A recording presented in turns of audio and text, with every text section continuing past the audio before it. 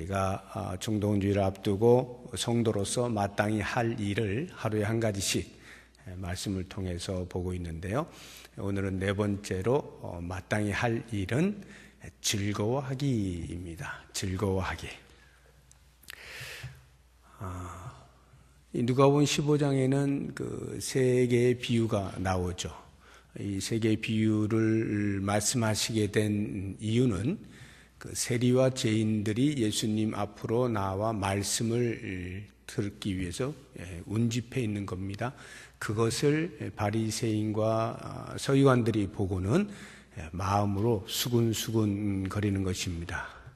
왜 저 랍비가 죄인들과 함께 음식을 먹고 그들을 영접하는가, 이렇게 속으로 수군수군 거리는 것을 예수님께서 아시고 그들의 판단과 비난에 대하여서 비유의 말씀을 통하여 깨닫게 해주시는 것입니다. 그래서 양 100마리 가진 사람이 한 마리를 잃었을 때 99마리를 놔두고 들로 산으로 찾아다닌다는 것이고, 10드라크마를 가진 여인이 한 드라크마를 잃어버렸을 때 그 한 드라크마를 찾기 위해 집안을 온통 뒤진다는 것이고, 그리고 이 두 아들 비유를 통해서 탕자가 다시 돌아왔을 때 반긴다는 것이고, 그리고 공통점은 그러한 그 주인의 마음 또는 아버지의 마음이 더할 나위 없이 큰 기쁨이 있으므로 많은 사람들과 더불어서 잔치를 벌이고 그 즐거움을 나눈다라고 하는 것이 이 세 가지 비유의 말씀입니다. 즉 하나님 아버지께서 잃어버린 한 영혼에 대해서 얼마만큼 간절한 마음을 가지고 계시느냐라고 하는 것을 예수님께서 비유를 통하여 그들에게 이제 알게 해주신 거죠.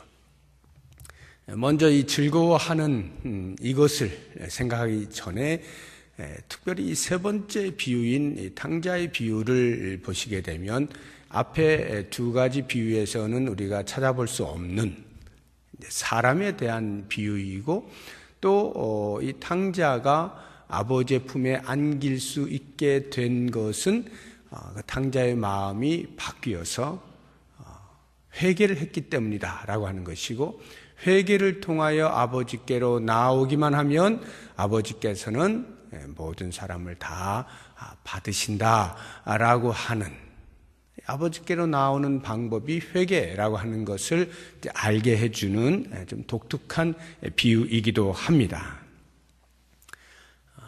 탕자, 방탕하고 궁핍하고 줄이는 이러한 그 모습을 우리가 비유를 통해서 잘 볼 수가 있는데, 자칫하면 우리는 그 탕자가 돈을 다 써버렸기 때문에 더 이상 수중에 아무것도 남은 것이 없기 때문에 그러한 삶을 사는 것이라고 생각하기가 쉽습니다만, 사실은 그 탕자가 얼마만큼 돈이 남아있느냐 아니면 빈털털이냐, 이것이 중요한 것이 아니라 아버지의 품을 떠난 순간부터 이미 그는 탕자인 겁니다. 아버지의 품을 떠난 순간부터 이미 곤핍한 삶을 사는 길입니다. 그것을 이제 우리들에게 이제 알게 해주고 있는 것입니다. 일시적으로야 아버지의 품을 떠나서 내 마음대로 살 수 있다는 생각 때문에 어떤 자유와 해방을 느낄런지는 모르겠어요. 그러나 이내 찾아오게 되죠. 허망하다라고 하는 것, 불안하다는 것, 두려운 것, 이러한 삶에 대한 공포심으로부터 벗어나지 못하는 것이 죄인의 모습이다 라고 하는 것을 우리로 알게 해주는 것입니다. 그러니까 그 탕자가 살 유일한 길은 아버지께로 돌아오는 것입니다. 아버지의 품 안으로 다시 안기는 이것만이 그가 살 유일한 길임을 이제 우리로 알게 해주는 것이고요. 이제 오늘 우리가 함께 묵상해 볼 이 즐거워하기, 집 안에 있던 마다들이죠. 마다들의 행동은 우리가 이미 본 것처럼 아버지의 기쁨과 즐거움에 참여하지 아니하고 오히려 분을 내고 있는 것을 우리가 알 수가 있습니다. 28절을 보면 그가 노하여 들어가고자 하지 아니하거늘 이렇게 돼 있어요. 자, 이게 분노하고 기뻐하지 않는 이유가 무엇일까? 우리가 월요일부터 지금 마땅히 할 일을 하나씩 보고 있는데 그 세 가지를 이 마다들이 하지 않았기 때문이라는 것을 알게 됩니다. 물론 왜 마다들이 기뻐하지 않았느냐라고 하는 것에 대한 구체적인 이유를 성경에서 낱낱이 기록하고 있지는 않습니다. 그러나 우리가 얼마든지 그의 분노하는 행동을 통해서 역으로 그의 생각을 추론해 볼 수가 있는 것입니다. 아버지의 마음을 품지 않은 거예요. 아버지는 집을 나간 그 아들에 대하여 긍휼의 마음이 있었고 언제라도 돌아오기를 원하는 간절한 마음이 있었어요. 그에 비해서 이 형은 그런 아버지의 마음을 전혀 헤아리지 않는 것입니다. 평소 동생에 대하여 아버지가 어떠한 마음을 가지고 있을까에 대한 관심도 없고 그 감정을 헤아린 적도 없고 또 필요성도 느끼지 않는 거예요. 이 형은 한 번도 아버지의 집을 나가본 적도 없고 아버지께서 시키는 일은 다 하는, 집안에서 할 일을 다 하는 그러한 자녀였습니다. 그럼에도 불구하고 그의 마음은 아버지로부터 떠나 있었던 거죠. 그래서 많은 목사님들이 이런 그 집안의 마다들을 가리켜 집안의 탕자라 이렇게 표현을 하는 거예요. 집안의 탕자. 몸은 집 안에 있는데 마음은 아버지로부터 떠나 있는 그러한 영적인 탕자. 그러니까 아버지의 그 기쁨에 참여할 수가 없는 거죠. 우리가 마땅히 할 일 그 첫 번째로 하나님의 마음 품기 월요일 날 우리가 본 이유도 바로 여기에 있죠.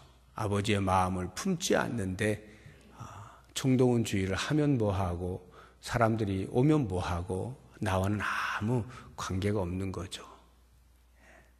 아버지의 마음을 품을 때 즐거움에 동참할 수가 있다 하는 거예요. 두 번째로 기도하지 않는 겁니다. 이 비유로 우리가 풀어서 이야기를 하자면 아버지와 교제가 없는 거예요. 분명히 집 안에 있어요. 그런데 아버지와 대화를 나누지 않는 것입니다. 마음으로 떠나 있는 자녀의 전형적 모습이라 할 수 있습니다. 우리의 자녀들 가운데도 혹 그런 경우 없습니까? 아니면 내가 내 부모님과 그런 관계에 있었던 적은 없습니까? 자녀임에도 불구하고 또는 부모임에도 불구하고 자녀나 부모와 대화를 하지 않는, 집에는 있는데 함께 대화하지 않는 그러한 모습. 이 큰 아들은 아마도 그러하지 않았는가 싶습니다. 아버지의 행동, 아들을 간절히 기다리고 문 밖으로 나가 기다리고 하는 그런 행동은커녕 아버지의 마음조차도 관심이 없죠. 대화가 없으니까. 만약 조금이라도 아버지와 교제를 나누었다면, 대화를 했다면 이 동생에 대한 이야기를 듣지 않을 리가 없죠. 아버지가 그 이야기를 하지 않을 리가 없죠. 듣다 보면 자기도 모르는 사이에 마음의 그 감정이 공유가 조금이라도 될 거 아닙니까?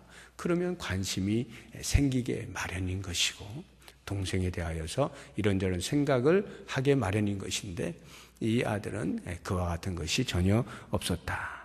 그래서 아버지의 마음 품기, 하나님의 마음 품기, 그리고 그 다음날 우리가 기도하기 이렇게 했는데 이 두 가지는 계속해서 잘 하게 되면 선순환으로 가는 것이고 반대로 하면 악순환이 되는 거죠. 그러니까 마음이 하나님의 마음을 품지 않으면 당연히 기도하지 않는 거예요. 기도하지 않으면 하나님의 마음을 알 길이 없는 거예요. 악순환이 반복되는 거죠. 우리의 삶에서 한 영혼이 하나님 앞에 구원받기를 소망하는, 아버지의 마음을 품지 않으면 그 일에 대하여 기도하지 않는 거고, 기도하지 않으니까 그 아버지가 얼마만큼 한 영혼이 돌아오기를 간절히 원하시는지를 알 길이 없게 되는 거죠.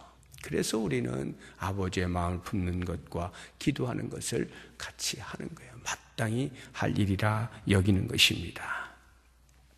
자, 이렇게 아버지의 마음을 품지 않고 아버지와 교제를 하지 않으니까 당연히 그 다음으로 마땅히 해야 할 전하는 일을 하지 않죠. 이 비유로 하자고 하면 찾지 않는 겁니다. 동생이 나간 지가 세월이 흘렀음에도 불구하고 그동안에 한 번도 찾지 않는 거예요. 아버지는 매일 문 밖에서 아들이 돌아오기를 기다리고 있다 할지라도 그 큰아들은 전혀 그 일에 동참하지 않는 것입니다. 우리가 주일 오후 시간에 십계명 하나씩 배워가고 있잖아요. 1계명 할 때 제가 이런 말씀을 드렸죠. 인식은 우리의 행동을 유발한다. 인식이 바뀌는 것에 따라서 행동이 바뀐다. 우리의 행동이 인식을 입증한다. 이렇게 말씀을 드렸죠. 그러니까 행동하는 것을 통하여 무엇을 생각하고 있는지를 우리가 얼마든지 추론해 볼 수 있는 것이고, 그의 생각이 이와 같은 행동을 드러내는 것인데, 이 큰아들은 하나님 아버지의 마음을 품지 않으니까, 전혀 대화를 나누지 않고 교제를 하지 않으니까 아버지의 마음이 뭔지도 모르고, 그러니 그 동생을 찾을 리가 만무한 것이죠. 동생을 찾지 않는다는 것은 그의 마음에 동생에 대하여 전혀 관심이 없다라고 하는 것을 입증해 주고 있는 것입니다. 그래서 그 결론으로 이 아들이 열심히 아버지의 일을 하고, 아버지가 시키신 일을 하고 집으로 들어오는데 풍악 소리가 들리죠. 춤추는 소리가 들리죠. 잔치가 벌어진 것을 알게 되었을 때 종을 불러다가 이게 어찌된 일이냐. 그러니 종이 이러저러해서 이렇게 해서 잔치를 벌이게 되었습니다 라고 하는 소리를 듣게 되었을 때에 그는 분노하는 거예요. 분노하게 되어지는 이유가 너무나 선명한 거죠. 한 번도 동생에 대하여 마음으로조차 생각해 본 적도 없고 관심도 없고 필요도 느끼지 아니하고, 오히려 잘됐다, 그런 녀석은 나가는 게 훨씬 좋아, 이렇게 평소에 가지고 있는 그 생각이 동생이 돌아온 것 때문에 아버지가 잔치를 벌였다는 현장을 목격하게 되었을 때의 분노함으로 나타날 수밖에 없는 거예요. 이게 오히려 그에게는 자연스러운 행동이었을 것이다 라고 생각이 듭니다.